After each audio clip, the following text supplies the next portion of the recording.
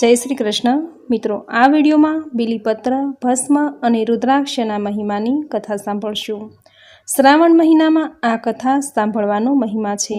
આથી ભગવાન ભોળાનાથની પ્રસન્નતા પ્રાપ્ત કરવા આજના શુભ દિવસે બીલીપત્ર, ભસ્મ અને રુદ્રાક્ષના મહિમાની સુંદર કથા સાંભળી આજના દિવસને પાવન બનાવીએ. બોલો ભગવાન ભોળાનાથની જય. બીલીનું વૃક્ષ લક્ષ્મીના હૃદયમાંથી પ્રગટ થયું હતું. તે સર્વે મનોકામના પૂર્ણ કરનાર અને મહાદેવ સ્વરૂપ જાણવું. પૃથ્વીલોકના સર્વે તીર્થો શિવજી સાથે બીલીપત્રના મૂળમાં બિરાજમાન છે. બીલીના મૂળમાં જળ સિંચન કરવાથી સર્વે તીર્થોમાં સ્નાન કર્યા જેટલું પુણ્યફળ પ્રાપ્ત થાય છે.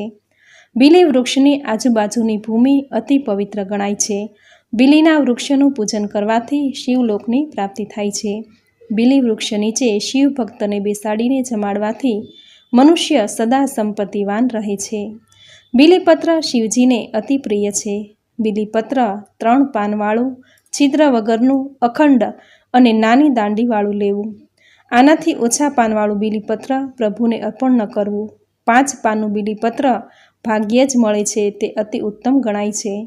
પ્રભુને ચડાવ્યા પછી તેને મઢાવીને ઘરમાં રાખવાથી ધનની દેવી માતા લક્ષ્મી પ્રસન્ન થાય છે. બીલીપત્રના 3 પાન સત્વગુણ, રજોગુણ અને તમોગુણના સૂચક છે. તેમાં મનુષ્યનો પોતાના 3 ગુણ પ્રભુને અર્પણ કરવાનો ભાવ છે. 3 પાનનું બીલીપત્ર પ્રભુના 3 નેત્રોનું, ત્રિશૂળ, પિનાક અને પશુપતા શસ્ત્રરૂપી 3 આયુધોનું અને બ્રહ્મા, વિષ્ણુ, મહેશ્વર 3 દેવોનું સૂચક છે. ઓમ નમઃ શિવાયના ઉચ્ચારણ સાથે શિવલિંગનું પૂજન પૂર્ણ શ્રદ્ધાથી જે મનુષ્ય કરે છે તેને સોમયજ્ઞનું પુણ્ય પ્રાપ્ત થાય છે.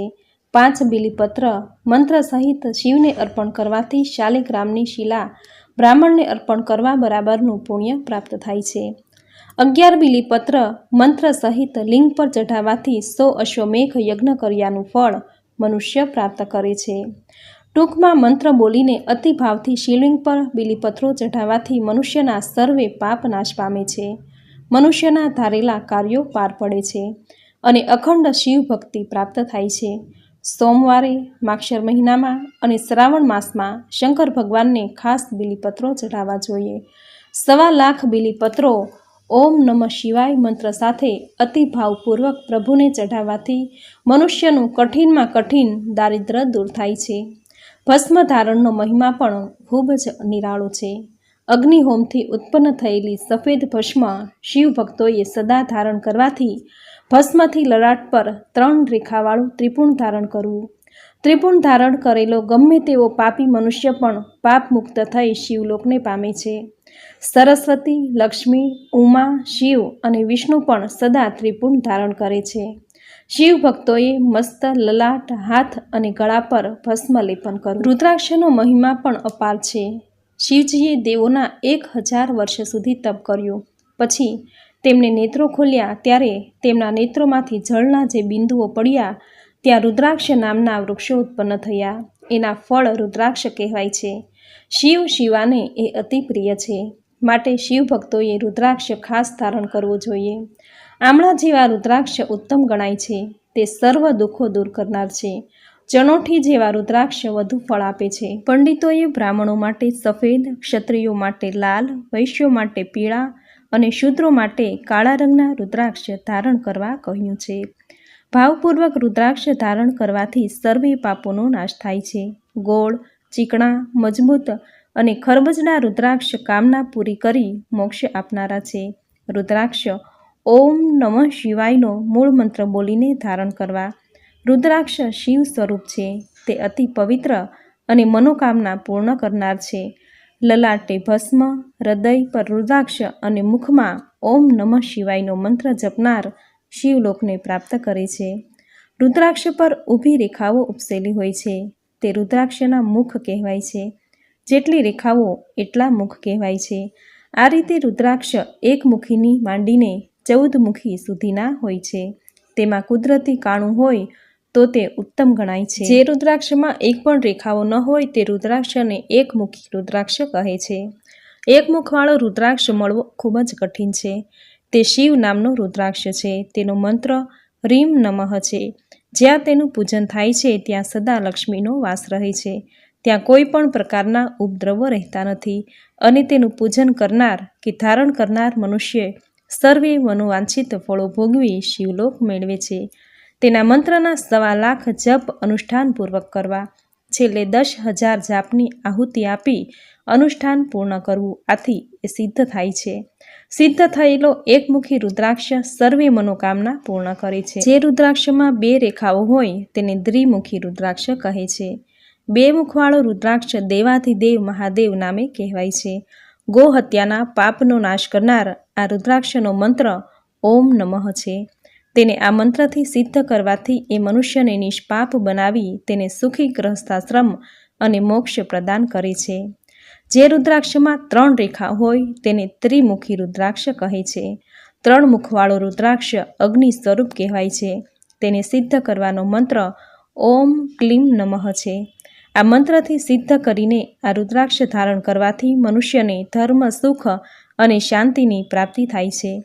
જે રુદ્રાક્ષમાં 4 રેખાઓ હોય તેને ચતુર્મુખી રુદ્રાક્ષ કહે છે. 4 મુખવાળો રુદ્રાક્ષ બ્રહ્મા સ્વરૂપ કહેવાય છે. તેનો મંત્ર ઓમ હ્રીમ નમઃ છે.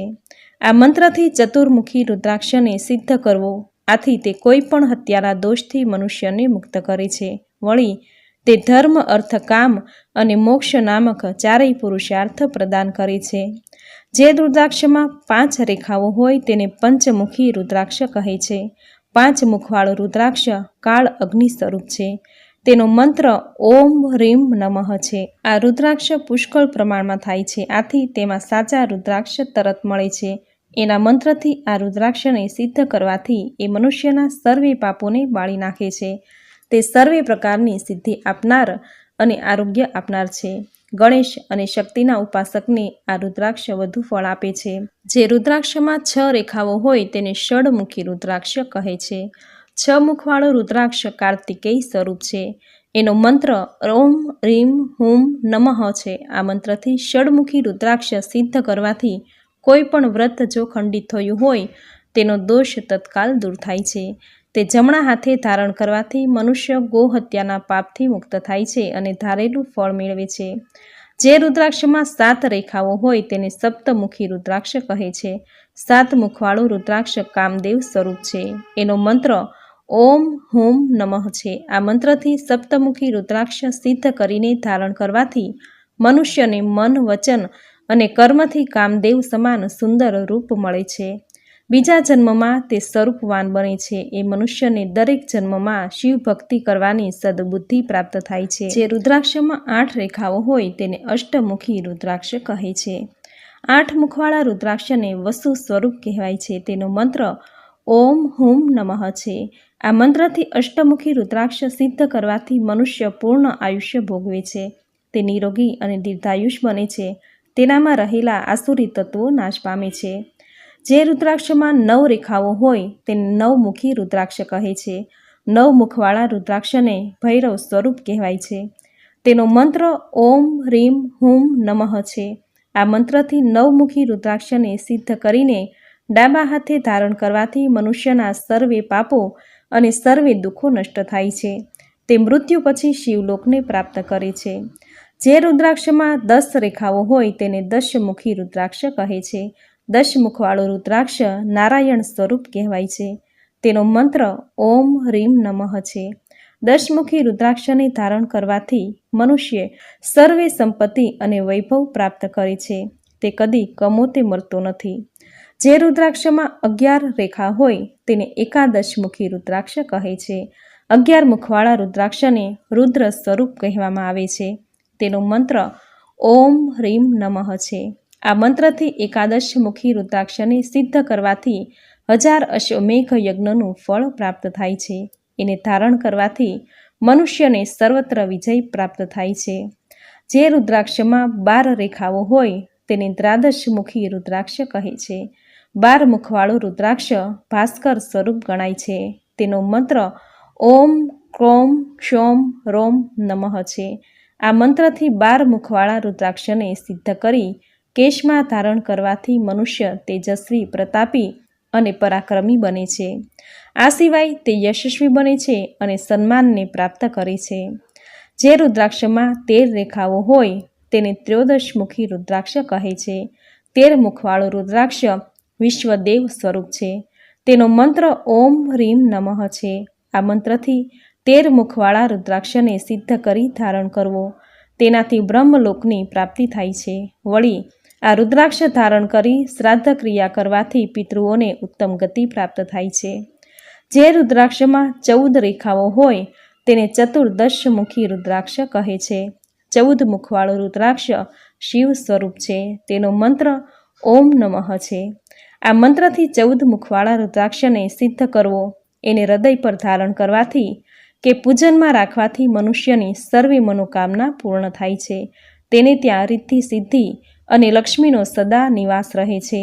એ મનુષ્ય સર્વે સુખ ભોગવી અંતે મોક્ષને પ્રાપ્ત કરે છે. આમ સિદ્ધ કરેલા કોઈ પણ રુદ્રાક્ષ ધારણ કરનાર મનુષ્યને ભૂત પ્રેત કે વળગાડની પીડા થતી નથી. તેના પર મારણ મૂઠનો પ્રયોગ નિષ્ફળ જાય છે. તેના આવાસમાં કોઈ દૂર આત્મા રહેતો નથી. સ્વયં શિવ, ગણેશ અને પાર્વતી સાથે તેના આવાસમાં વાસ કરે છે. જે મનુષ્ય ભસ્મ અને રુદ્રાક્ષ ધારણ કરી નિરંતર ઓમ નમઃ શિવાયનો પંચાક્ષર મંત્ર હૃદયપૂર્વક રટતો રહે છે, તે આ લોકમાં સર્વે સુખ મેળવી શિવલોકને પ્રાપ્ત કરે છે. તેની શિવ શક્તિના પ્રતાપથી તેની 7 પેઢી સુખ, શાંતિ અને સમૃદ્ધિને ભોગવે છે. તો આ હતો રુદ્રાક્ષનો મહિમા. મિત્રો, હવે જાણી લઈએ કે ભગવાન મહાદેવને બીલીપત્ર ચઢાવતી વખતે કઈ વાતોનું ખાસ ધ્યાન રાખવું જોઈએ. બીલીપત્રમાં 3 પાંદડા હોવા જોઈએ. તૂટેલા કાણાવાળા પાંદડા મહાદેવજીને ચડાવવામાં નથી આવતા. બીલીપત્ર હંમેશા શિવલિંગને સ્પર્શ કરીને પછી જ બીલીપત્ર અર્પણ કરવાનું વિધાન છે. બીલીપત્ર ચડાવીને હંમેશા જળ અર્પણ કરવામાં આવે છે.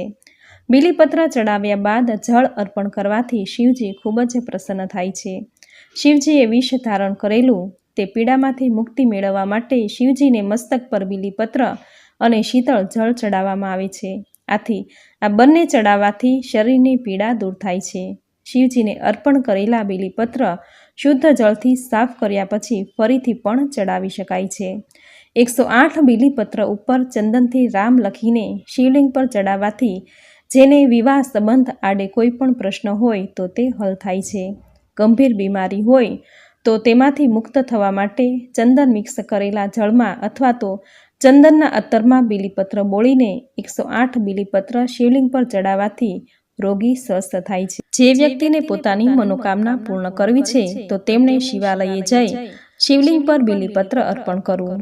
ત્યારબાદ ત્રિદલમ ત્રિગુણાકારમ ત્રિનેત્રમ ચ ત્રિયાયુધમ ત્રજનમ પાપ સંહારમ એક બિલ્વપત્રમ શિવાર્પણમ.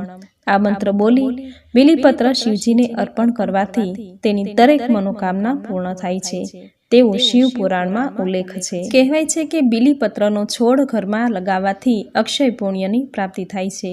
આ છોડવો જ્યારે મોટો થઈ જાય ત્યારે કોઈ પણ શિવાલયે જઈ મંદિરમાં દાન કરી દેવો અને તેની જગ્યાએ બીજો છોડ રોપી દેવો. જે ઘર કે જગ્યાએ બીલીપત્રનો છોડ કે વૃક્ષ વાવેલો હોય તે જગ્યા કે ઘર સ્થળ કાશી તીર્થની જેમ પવિત્ર અને પૂજનીય બની જાય છે.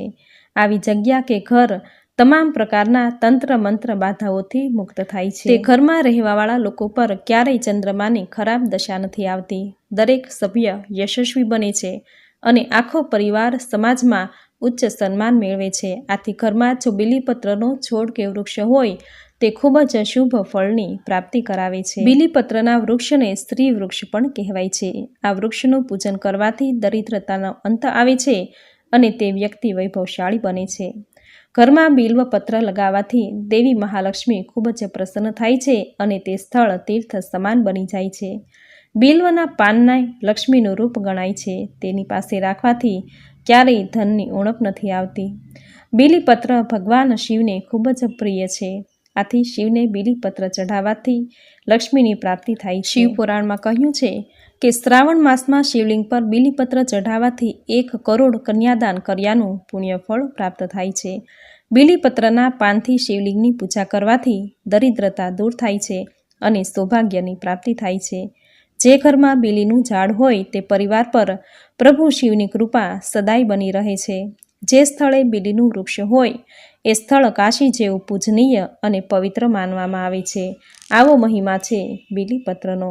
તો મિત્રો, આ વિડીયોમાં આપણે સાંભળ્યો બીલીપત્રનો મહિમા, રુદ્રાક્ષનો મહિમા અને ભસ્મનો મહિમા, જેની સુંદર કથા તમે પૂરી શ્રદ્ધાથી અંત સુધી સાંભળી છે. સાંભળવી તમને જરૂર ગમી હશે. તો વિડીયોને લાઇક કરી કોમેન્ટમાં જય શ્રી હરિવિષ્ણુ, જય ભોળાનાથ, હર હર મહાદેવ જરૂર લખજો. ચેનલ પર જો નવા છો તો ચેનલ સબસ્ક્રાઈબ કરી બાજુમાં બેલ આઇકન પ્રેસ કરી દેજો, જેથી આપણા આવતા દરેક નવા વિડીયોની નોટિફિકેશન તમને મળતી રહે. તો ફરી મળીશું આવી જ નવી ધાર્મિક માહિતી, નવી ધાર્મિક કથા સાથે. ત્યાં સુધી આપ સૌને મારા જય શ્રી કૃષ્ણ.